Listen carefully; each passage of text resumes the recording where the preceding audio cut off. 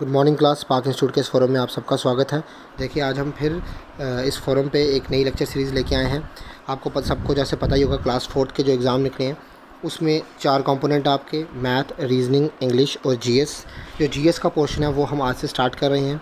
हम ट्राई करेंगे कि इस पूरे वीक में हम आपको रेगुलरली ही जीएस की वीडियोज़ प्रोवाइड करें, और ताकि आपका जो इसका सिलेबस है वो टाइमली कवर हो जाए। अगर हम जीएस की बात करें, काफ़ी वेग सिलेबस है, इसमें कोई एक पर्टिकुलर चीज़ें नहीं हैं, बट क्योंकि ये क्लास 4 का एग्ज़ाम है तो मुझे लगता नहीं इसका एक लेवल जो होगा वो काफ़ी हाई होगा, एक बड़ा मीडियम लेवल का एग्ज़ाम होगा।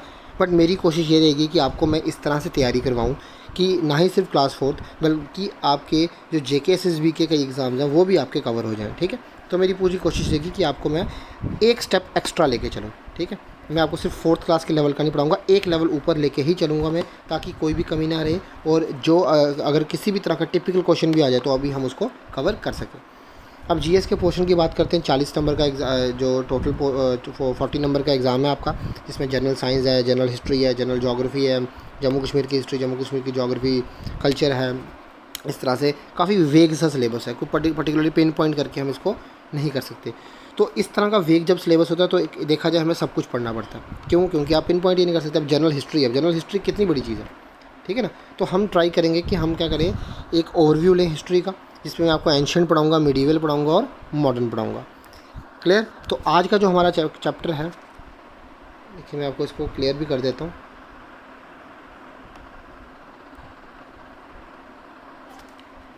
ठीक है, जैसे मैंने आपको बताया कि हिस्ट्री में हम 3 पोर्शन करेंगे, एंशिएंट, मिडीवल और मॉडर्न। ठीक है, एंशिएंट हिस्ट्री, मिडीवल हिस्ट्री और मॉडर्न हिस्ट्री। अगर हम बात करें एंशिएंट हिस्ट्री की, देखो इंडियन हिस्ट्री जो है इसको 3 हिस्सों में डिवाइड किया गया, एंशिएंट, मिडीवल, मॉडर्न। ये किसने किया था? ये किया था मैक्स मुलर। किसने? मैक्स मुलर ने इंडियन हिस्ट्री को 3 हिस्सों में डिवाइड किया था, एंशिएंट, मिडीवल और मॉडर्न। अगर देखा जाए हम हिस्ट्री क्यों पढ़ते हैं, देखो हम हिस्ट्री इसलिए पढ़ते हैं ताकि हमें जो हमारे जो एक्सपीरियंस है, देखो लाइफ में हमेशा याद रखना, नॉलेज और एक्सपीरियंस की अगर बात की जाए, हमेशा एक्सपीरियंस जो है नॉलेज को बीट कर जाएगा। इसीलिए हम एक्सपीरियंस को इतनी इंपॉर्टेंस देते हैं। नॉर्मल लाइफ में भी आप देखो, आपकी लाइफ में कोई भी डिसीजन हो अगर आप लेते हो लाइफ के अंदर, उसके पीछे एक हिस्ट्री होती है। आपको लगता है आप ऑन स्पॉट एक डिसीजन ले रहे हो, पर ऐसा है नहीं है। सपोज़ करते हैं आपने एक टी-शर्ट चूज़ की पहनने के लिए, कपड़े आपने देखा कि मैं आज रेड कलर का पहन के जाऊँगा, तो आपने वो ऑन स्पॉट नहीं चूज़ किया। देखा जाए तो वो आपने इसलिए चूज़ किया क्योंकि आपने ये चीज़ देखी हुई है, आपका एक्सपीरियंस कहता है ये चीज़ कि रेड टी-शर्ट आपके ऊपर अच्छी लगती है। ठीक है, तो आप एक बड़ा ऑप्टिमाइज्ड मैनर में अपने फ्यूचर में एक डिसीजन ले पाते हो कि आपको ये चीज़ लेनी है। यही कारण है आपका किसके साथ? हिस्ट्री के साथ। आप हिस्ट्री क्यों पढ़ते हो? ताकि आप क्या कर सको, अपने पुरानी गलतियों से सीख सको और आगे उन गलतियों को रिपीट ना कर सको, या पुरानी अच्छाइयों से सीख सको, उनको आप आगे अपने फ्यूचर में क्या कर सको, आप उनको यूज़ कर सको। यही कारण हम हिस्ट्री पढ़ते हैं। अब एंशिएंट इंडिया की बात करें, क्योंकि मैंने बोला है क्लास 4th लेवल का एग्ज़ाम है तो ज़्यादा डिटेल में तो होगा नहीं। हम इसमें क्या क्या पढ़ेंगे? हम इसमें पढ़ेंगे इंडस वैली सिविलाइजेशन एंशिएंट में, फिर हम पढ़ेंगे वैदिक एज, फिर हम मोटा मोटा आइडिया लेंगे बुद्धिज़्म, जैनिज़्म का, फिर हम पढ़ेंगे आपका मगध राज, और मगध राज के बाद हम पढ़ेंगे गुप्ता डायनेस्टी। देखो इसके बीच में काफ़ी डिटेल बातें और भी हैं। अगर आप एंशिएंट इंडिया पढ़ने लगो 4 महीने लग जाएंगे, एंशिएंट इंडिया का तो कंप्लीट नहीं होता। पर हमने इसको उसी पॉइंट ऑफ व्यू से पढ़ना जिस आपके एग्ज़ाम की डिमांड है। फिर भी ये जो टॉपिक मैं पढ़ाऊँगा इनको मैं काफ़ी डिटेल में पढ़ाऊँगा। क्या? इंडस वैली सिविलाइजेशन, वैदिक एज, बुद्धिज़्म, जैनिज़्म, यानी इंडिया इन 600 सेंचुरी या 6th सेंचुरी, उसके बाद आ गया मगध राज, और फिर आ गया गुप्ता एम्पायर। इसी तरह से फिर हम मिडीवल इंडिया को भी पढ़ेंगे, वो मैं बताऊंगा जब मैं मिडीवल इंडिया शुरू करूँगा। सिमिलर मैनर में हम मॉडर्न इंडिया को भी पढ़ेंगे। मॉडर्न इंडिया को तो हमें बिल्कुल आइडिया लेना चाहिए। ठीक है, तो चलो हम स्टार्ट करते हैं आज का लेक्चर। देखो आज का लेक्चर अगर बात की जाए, आज का हमारा लेक्चर है इंडस वैली सिविलाइजेशन।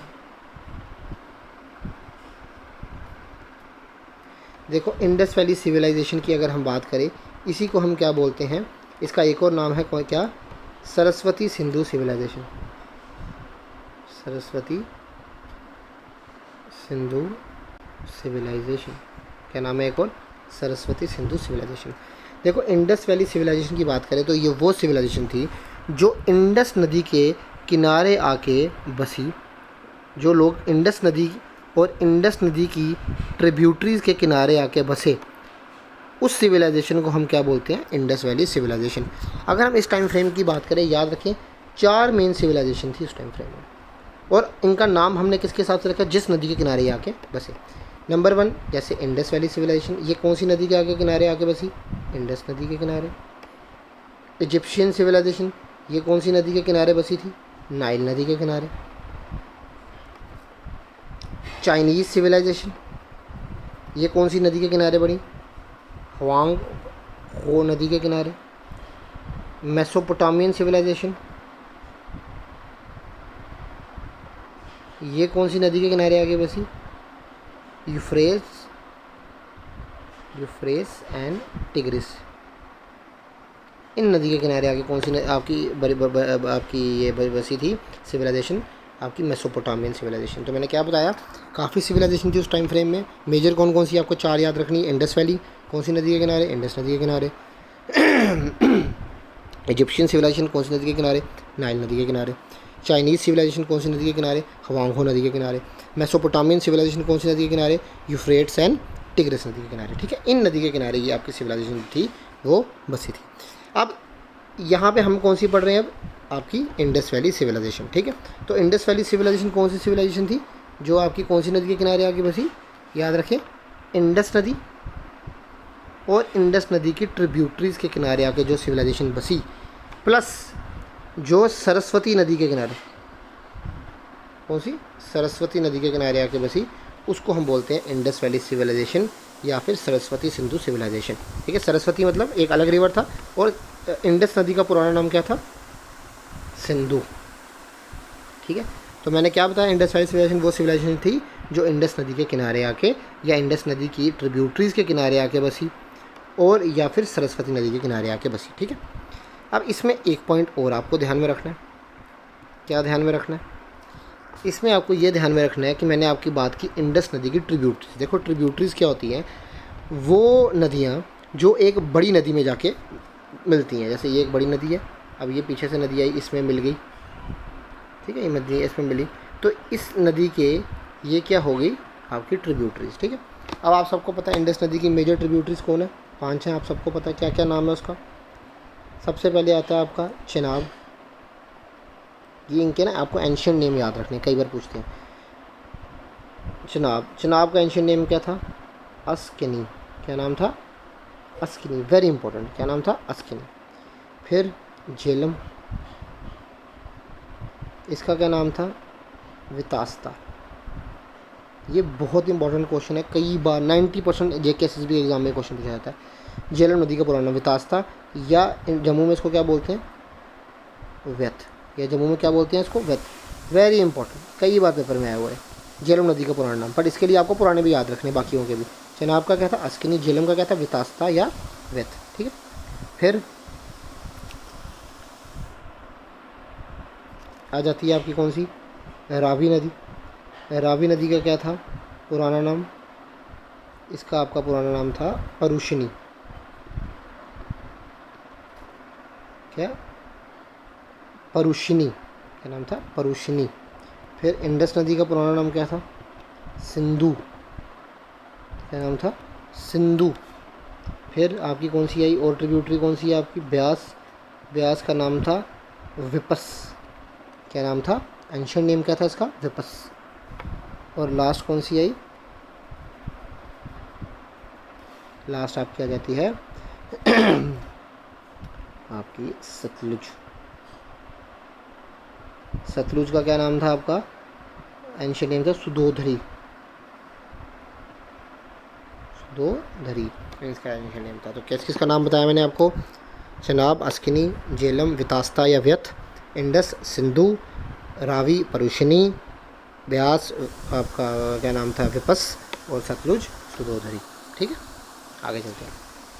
अब मैंने आपको क्या बताया कि ये वो सिविलाइजेशन थी जो आपकी इंडस नदी के किनारे आके, या इंडस नदी, देखो आप ये निकली, ये निकली आपकी इंडस नदी, ये झेलम, उसके ये चिनाब, रावी, ब्यास, सतलुज, ठीक है ना।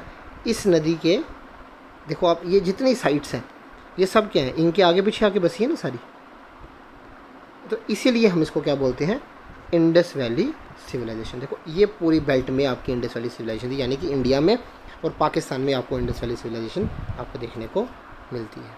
क्लियर, ठीक है, ये देखिए आप, ठीक है, आगे चलते हैं। अब हम इसकी बात करेंगे इसमें डिटेल में। मैं आप इसमें तो काफ़ी चीज़ें मैंने लिखी हैं, मैं आपको साथ साथ समझाता भी जाऊँगा। मैंने क्या बताया आपको कि इंडस वैली सिविलाइजेशन की बात करिए, एक मेजर सिविलाइजेशन थी आपकी साउथ एशिया में, क्योंकि मैंने बताया उस टाइम पे 4 ही सिविलाइजेशन थी। तो साउथ एशिया में सबसे मेजर सिविलाइजेशन आपकी कौन सी थी? Indus valley civilization. इसका दूसरा नाम क्या है? सरस्वती सिंधु सिविलाइजेशन। कहाँ कहाँ पाई जाती है मैंने आपको अभी बताया, कहाँ? पाकिस्तान और इंडिया के आपके पोर्शन में ये पाई जाती है। ठीक है, इसका टाइम फ्रेम ये कौन से साल में थी? ये थी 2700 BC से लेके, ये याद रखें,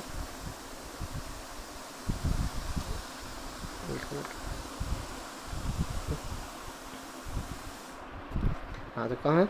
2700 BC से लेके 1900 BC। आपको पता है कि टाइम फ्रेम कैसे चलता है? ये चलता है AD, ये आ गया BC, before the birth of Christ, after the death of Christ. Zero हम किसको लेके चलते हैं? जब क्राइस्ट की डेथ हुई। क्राइस्ट की डेथ से पहले के टेन्योर को हम क्या लिखते हैं? BC। उसके बाद के टेन्योर को हम लिखते हैं AD। जैसे एट प्रेजेंट क्या चल रहा है? 2020 AD, पर ये उल्टा चलता है। अब जैसे कि बात करें 2700 BC पहले आया था, फिर क्या आया? 1900 BC। ये किसकी अप्रोच कर रहे हैं? ज़ीरो की तरफ। फिर यहाँ से आगे क्या चलेगा? आपका AD चलेगा। तो ये कहाँ से? 2700 BC से लेके 1900 AD, अप्रॉक्सीमेटली देखा जाए तो 800 साल इन्होंने यहाँ पे क्या किया था? इस पर ये सिविलाइजेशन जो थी ये यहाँ पे रही थी। क्लियर है? आगे चलते हैं। ये क्लियर हो गया पॉइंट आपको कि ये मैंने आपको अभी तक क्या बताया? आपको मैंने बताया इंडस वैली सिविलाइजेशन, उसका नाम, ये कौन कौन सी नदी के किनारे पाई गई, फिर मैंने आपको बताया इसका टाइम फ्रेम क्या है। ठीक है, और अब हम क्या करेंगे? इसके फीचर्स क्या करेंगे? इस इंडस वैली सिविलाइजेशन के मेन फीचर्स क्या थे कि जब ये सभ्यता यहाँ आके बसी तो उसकी कौन कौन सी मेजर बातें हैं जो हमें ध्यान में रखनी है। जैसे मैंने आपको कई बार बोला, हम यहाँ पे तैयार कर रहे हैं आपके क्लास 4th लेवल के एग्ज़ाम को, तो ज़्यादा डिटेल में नहीं आएगा, बट फिर भी मैंने काफ़ी डिटेल में ये लेक्चर क्रिएट किया हुआ है। अब हमारे फीचर क्या थे इंडस वैली सिविलाइजेशन? अगर हम फीचर की बात करें, देखिए इस सिविलाइजेशन को ही हम दूसरे नाम से जाना जाता है। कौन से नाम से जाना जाता है? हड़प्पन सिविलाइजेशन। ठीक है, क्यों? क्योंकि जो हड़प्पा थी वो पहली साइट थी जो डिस्कवर हुई थी। देखो मैंने बताया ना आपको, इंडस वैली सिविलाइजेशन क्या है? ये एक चीज़ नहीं है, ये साइट्स हैं कि जहाँ पे लोग आके बसे थे। अब जैसे ये देखो, ये यहाँ पे क्या है? ये आपका आ गया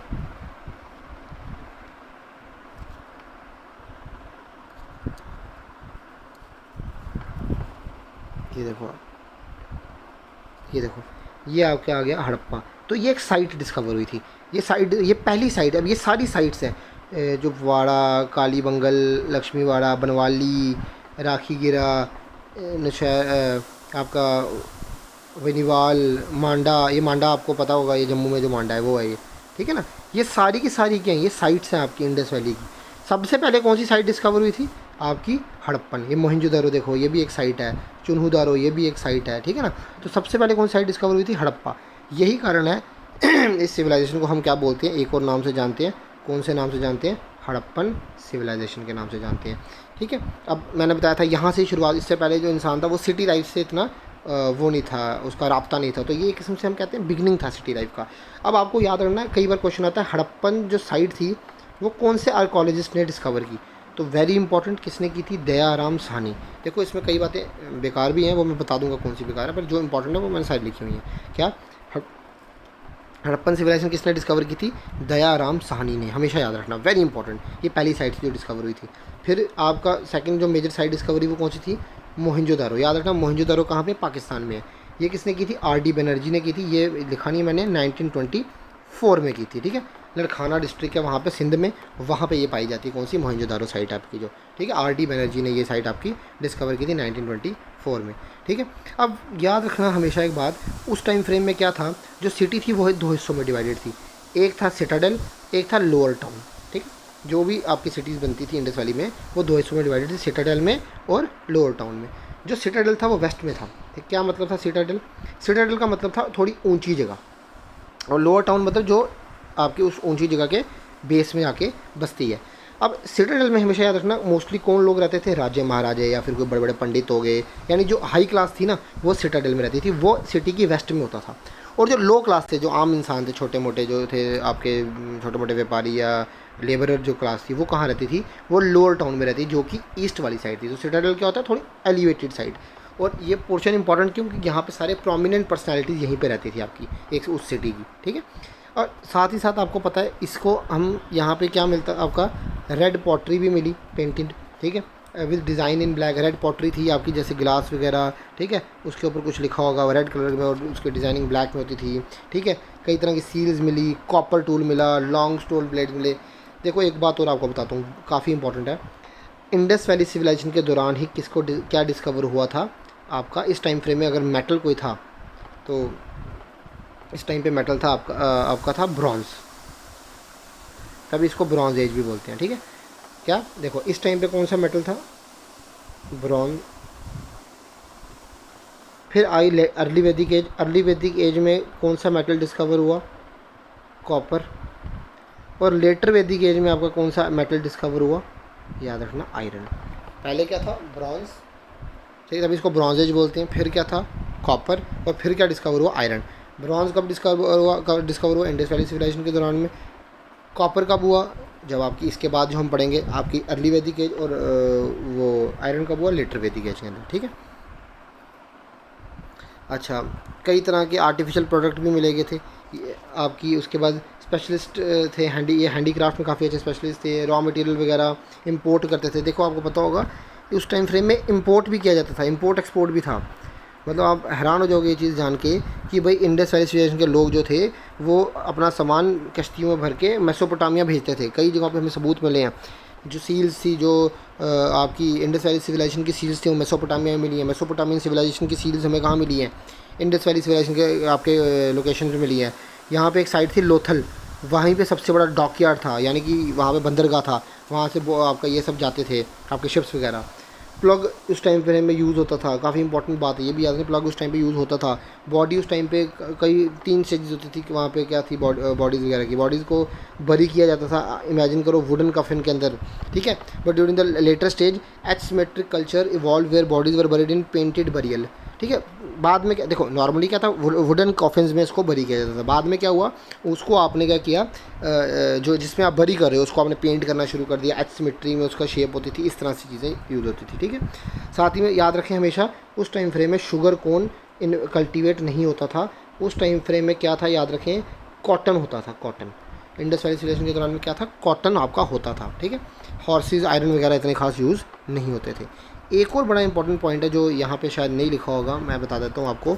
वहाँ पे ग्रिड लाइक स्ट्रक्चर था सिटी में, ये बड़ा इंपॉर्टेंट पॉइंट है। ग्रिड लाइक मतलब अगर आपने गांधीनगर देखा है अपने घर कैसे हैं, वहाँ पे एक गली है, आगे पीछे घर हैं आपके, ठीक है ना, कोई सिमेट्रिक मैनर में घर बने हुए हैं। कोई ऐसा नहीं है कि कोई एक सिटी में जाओ कोई सिमेट्री नहीं है घरों की, पर गांधीनगर वाली साइड जाओ पूरा सिमेट्री है। एक मोहल्ला है, फिर आगे पीछे चारों तरफ लेन है, फिर आगे कुछ हो रहा है, इस तरह से है। वह उसी को हम बोलते हैं ग्रिड लाइक स्ट्रक्चर। आप इमेजिन करो उस टाइम फ्रेम में जो सिटीज़ थी कितनी एडवांस थी कि वो ग्रिड लाइक स्ट्रक्चर में क्या थी, बनी हुई थी। आपकी सारी की सारी जो सिटीज़ थी ना, वो ग्रिड लाइक स्ट्रक्चर में बनी हुई थी। आपका ड्रेनेज सिस्टम उस टाइम फ्रेम में बहुत अच्छा था। आज भी लोग बाहर बाथरूम वगैरह बाहर करते हैं, अभी भी कहीं ओपन डेफिकेशन करते हैं, बट उस टाइम फ्रेम में जो ड्रेनेज था वो काफ़ी अच्छा एडवांस ड्रेनेज सिस्टम था वहाँ पे। आप मान नहीं पाओगे कि वहाँ पे गली रास्तों पे लैंप पोस्ट लगे होते थे। मतलब यहाँ से पता चलता है कि कितनी एडवांस सिविलाइजेशन थी ये उस टाइम फ्रेम में। आप इमेजिन करो कितने सदियों साल पुराने की बात हो रही है ये, ठीक है। अच्छा, अब ये काफ़ी इंपॉर्टेंट पॉइंट है, आपको याद रखना है। इसमें मैं आपको बताऊँगा क्या क्या याद करना है। आप पढ़ सारा लें, बट सारी बातें याद नहीं भी करो तभी चलेगा, ठीक है।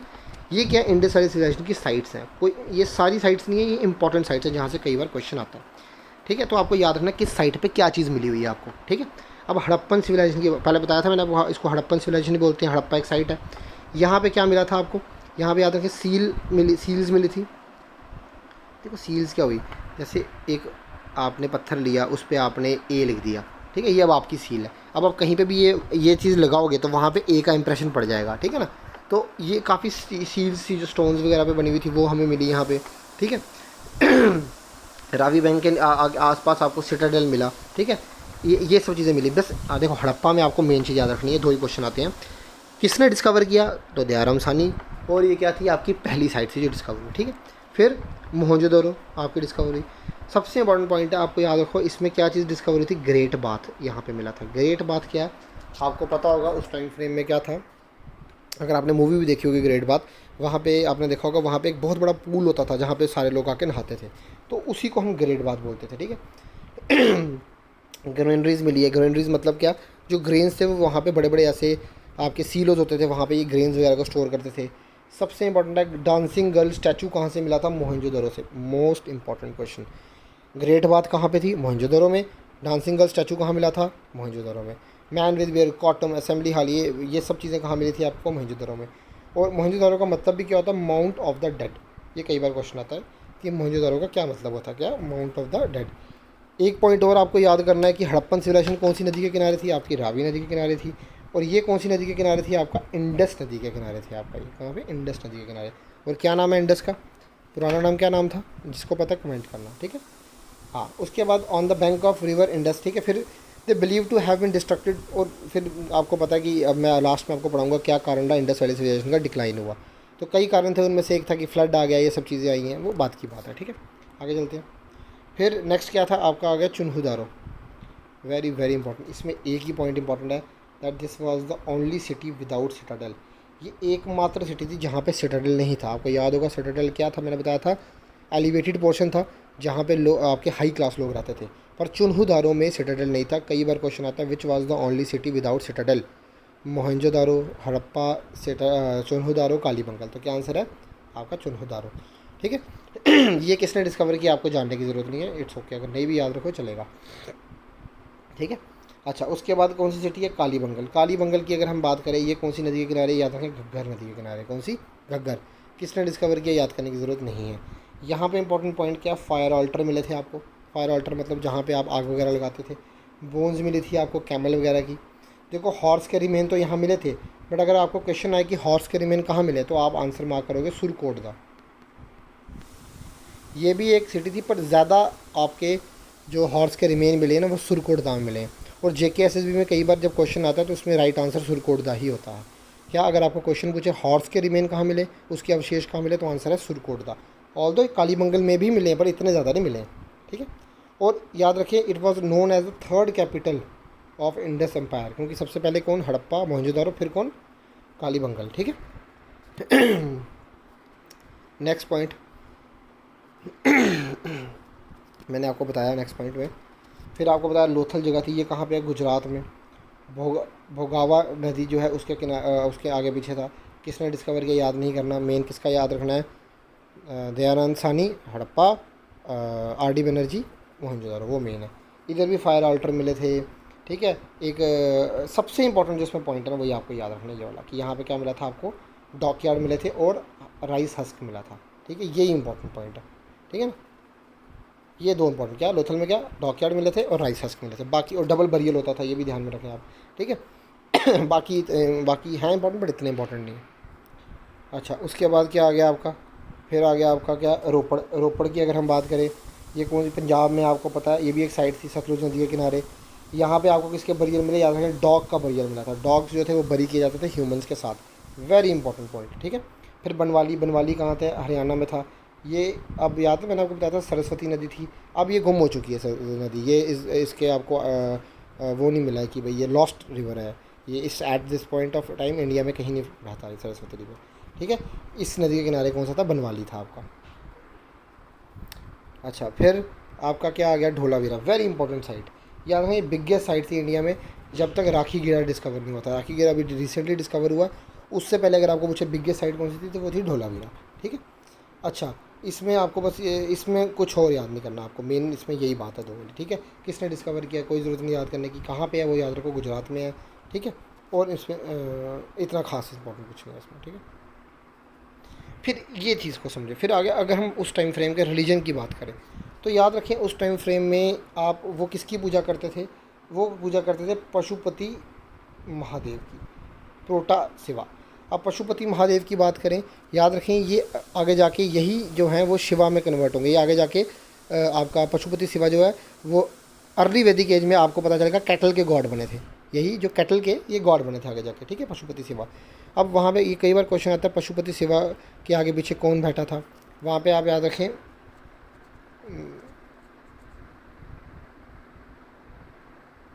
T Verde.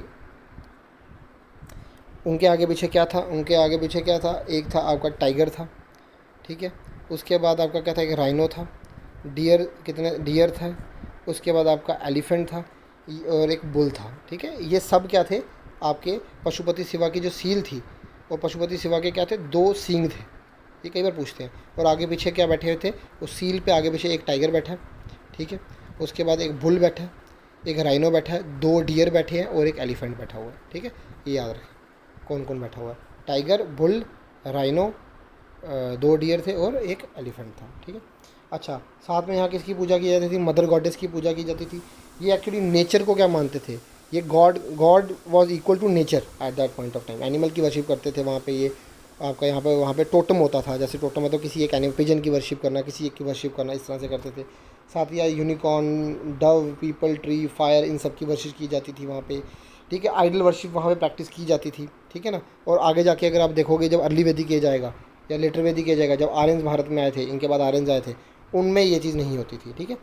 टेम्पल्स वगैरह ये कंस्ट्रक्ट करते नहीं थे, बट इनकी सिमिलैरिटी थोड़ी थी, हिंदू रिलीजन प्रैक्टिसेस से इनकी जो सिमिलैरिटी थी वो आपको देखने को मिलती है। और सबसे बड़ी बात है यहाँ याद रखें, कास्ट सिस्टम वहाँ पे नहीं होता था। क्या, कास्ट सिस्टम वहाँ पे नहीं होता था। ये आगे जाके आया कास्ट सिस्टम। देखिए, जो इंडियन कल्चर वाला पोर्शन है ना, मैं ट्राई करूँगा कल्चर वाला पोर्शन हिस्ट्री के साथ ही आपको पढ़ाऊँ, ठीक है।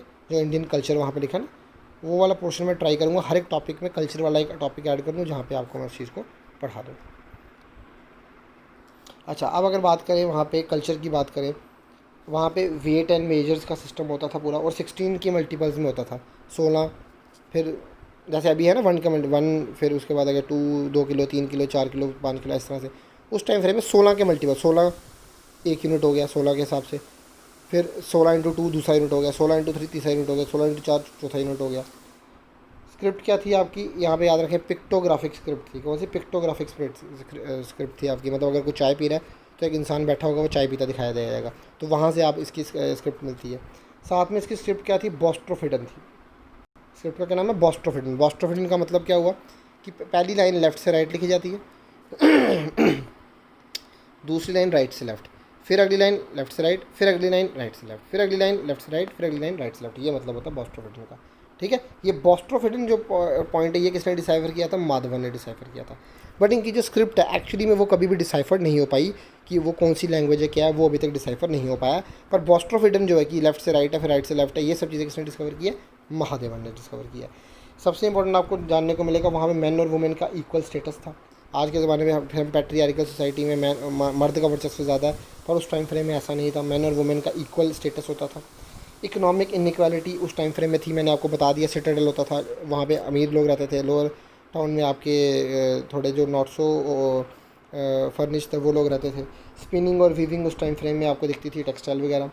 3 टाइप का बरियल होता था, बरियल भी होता था, क्रीमेशन भी होता था, और पोस्ट क्रीमेशन मतलब आफ्टर लाइफ की बात भी वहाँ पे की जाती थी, ठीक है। अच्छा, और अगर आप फीचर्स की बात करें तो ज़्यादा लोग वहाँ पे क्या थे आपके, वो प्रोटो ऑस्ट्रोलाइट थे या द्रविडियन थे, ठीक है। और कुछ आपके मोंगोलाइट और मोंगोलाइट फीचर भी आपको देखने को मिलते हैं। ऑस्ट्रोलाइट फीचर क्या हो गया, मतलब ये देखो, ये अगर हम बात करें फीचर्स की, अगर हम भारत की बात करें, जो नॉर्थ में रहते हैं वो इंडो आर्यन है, मतलब उनका फेशियल फीचर्स अलग होते हैं, इंडो आर्यन बोलते हैं। जो यूपी के हैं, बिहार के हैं, वो होते हैं Dravidian, that is called Dravidian features या सिंधो द्रविडियन फीचर्स, ठीक है ना। फिर उसके बाद आप साउथ में चलो, वो भी द्रविडियन आया था। फिर निगोराइट फीचर आए थे, मोंगोलाइट आ गया, आपके लद्दाखियों के जो फेशियल फीचर्स होते हैं। तो वैसे ही आपके डिफरेंट डिफरेंट होते थे। यहाँ पे प्रोटो ऑस्ट्रोलाइड और द्रविडियन टाइप के फीचर्स आपको देखने को मिलते थे। देखो, अगर हम डिक्लाइन की बात करें तो आज तक ये चीज़ प्रूव नहीं हो पाई कि ये सिविलाइजेशन का डिक्लाइन कैसे हुआ, बट फिर भी IIT Kharagpur archaeological survey of India ने बोला कि वीक मानसून है, जिसकी वजह से अच्छी पैदावार नहीं हो पाई, और आज आके इंडस वैली सिविलाइजेशन का डिक्लाइन हुआ। कई ये भी बोलते हैं कि वहाँ पे फ्लड आया था, फ्लड की वजह से, मोहनजोदड़ो मूवी में देखो फ्लड आया था, फ्लड की वजह से पूरा का पूरा वो सिविलाइजेशन जो थी डिस्ट्रॉय हो गई थी। कुछ कहते हैं क्योंकि मानसून ही था तो शॉर्टेज हो गई थी रिसोर्सेज की, उसकी वजह से डेथ हुआ। डॉक्टर ग्वेन रॉबिन का कहना है कि भाई इंटरपर्सनल वायलेंस शुरू हो गए थे, इन्फेक्शियस डिजीज़ आ गई थी उस टाइम फ्रेम में, कोई क्लाइमेट चेंज आ गया था, जिसकी वजह से क्या हुआ था, इंडस वैली सिविलाइजेशन जो थी आपकी वो ख़त्म हो गई थी। देखिए, ये रहा आपका टॉपिक इंडस वैली सिविलाइजेशन, जो कि जनरल हिस्ट्री का पहला टॉपिक रहा। ये अप्रॉक्सीमेटली 12 से 13 आपके टॉपिक होंगे जो जनरल हिस्ट्री में मैं कवर करूँगा आपको, ठीक है। और ये जितना मैंने पढ़ा है मोर देन सफिशिएंट है। आप साथ में आप एक बुक रख लें, लूसेंट की बुक रख लें, या फिर आप तरुण गोयल की बुक रख लें, उससे आप इस चीज़ को पढ़ते रहें, ठीक है। बाकी सबसे इंपॉर्टेंट पॉइंट है पुराने पेपर, जितना हो सकता है पुराने पेपर डाउनलोड करो, उनको आप स्टडी करो, ठीक है। उससे आपको बहुत बेनिफिट होगा। बाकी मैं उम्मीद करता हूँ आपको इस लेक्चर का बेनिफिट हुआ। हमारा आपको पता जैसे बैच स्टार्ट हो चुका है, जितने बच्चे इसमें इसमें आप एनरोल कराएंगे उतना अच्छा है आप सबके लिए, ताकि क्योंकि मैं बार बार कहता हूँ कि हमारी स्टेट में बड़ा मुश्किल है कि ये कोई जॉब आए, और अगर वैकेंसी आती है तो आप सबको उसको अवेल करना चाहिए। बाकी कोई जॉब बड़ी नहीं होती, कोई जॉब छोटी नहीं होती, मैटर ऑफ टाइम है। अगर आप आज इस जॉब पे हैं तो क्या पता कल आप कहीं और हो, कल एक अच्छी वैकेंसी आ जाए और आप किसी और बेटर पोजीशन पे होंगे, ठीक है ना। तो मेरी बात माने तो प्लीज़ इसकी डट के तैयारी करें, ठीक है। Okay, thank you.